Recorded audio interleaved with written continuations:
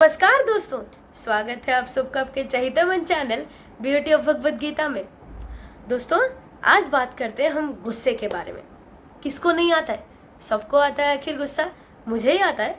बचपन से हमारे माँ बाप हमें सिखाते हैं कि बेटा छोटी छोटी बातों में गुस्सा मत करो, गुस्सा करना अच्छी बात नहीं है। बचपन में हम सोचते हैं हम क्यों करें, अपने आप तो आ जाता है।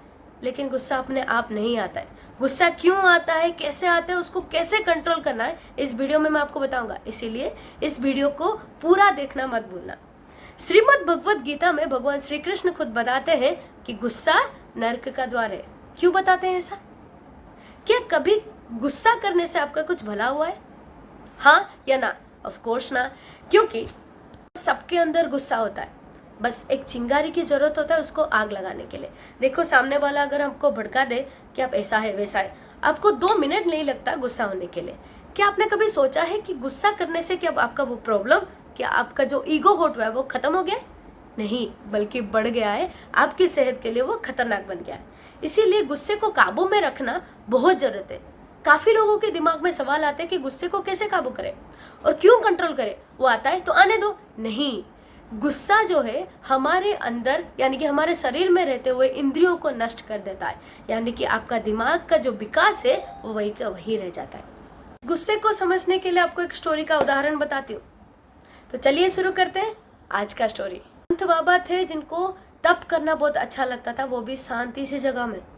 एक दिन वो रास्ते में चलते चलते उनके सामने एक नदी आया जिसका पानी का स्वभाव अत्यंत सरल था। वो तभी उसी वक्त ही सोचने लगे इस नदी के अंदर जाके उनको तप करना है। एक नाव था जिसका सहायता से वो नदी के अंदर पहुंच गए और तप करना शुरू कर दिए। कुछ देर बाद एक और नाव आके उनके नाव से टकराने लगा।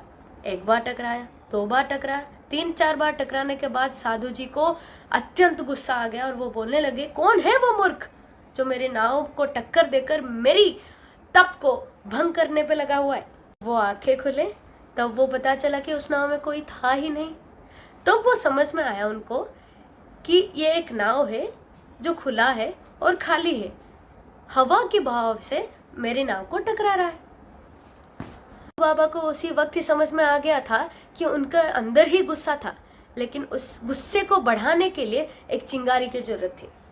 और तभी वो सबको एक सीख देंगे कि कभी भी किसी को देखे बिना, किसी बात को जाने बिना कभी भी गुस्सा नहीं करना चाहिए। अगर गुस्सा आ भी रहा है तो उसको दबा के रखना चाहिए तब तक जब तक हमें असलियत का पता ना चले।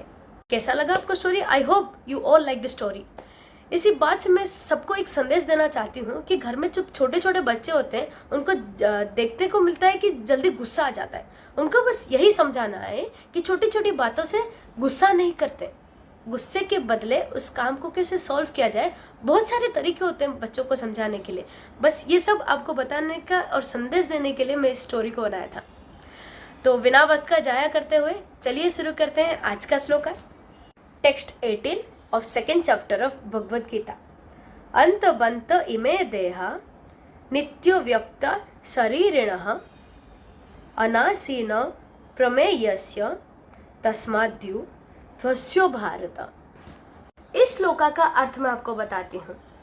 भगवान श्री कृष्ण अर्जुन से युद्ध करते वक्त कहते हैं कि मरण ही एक ही चीज है जो सत्य है, और मरण आत्मा का नहीं होता है, शरीर का होता है। आगे जाके जो हमारा शरीर है उसका अंत हो सकता है, लेकिन जो आत्मा है उसका अंत नहीं हो सकता, और मरण कभी आत्मा का हो ही नहीं सकता।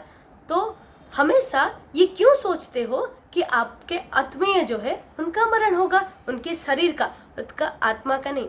बहुत सारे जो साधु संत है इसी बात को समझने के लिए तप में अपने जीवन को अविलंब कर लेते हैं। इसी बात को भगवान श्री कृष्ण अर्जुन को समझाते हुए कहते हैं कि कभी शोक मत करो, क्योंकि आत्मा का कभी मरण नहीं होता। से हरे कृष्ण। कैसा लगा आपको आज का श्लोक? आप मुझे कमेंट सेक्शन पर बता सकते हैं। I will be back with my next video, next story and next श्लोक। सही, तब तक के लिए आप सबको हरे कृष्णा।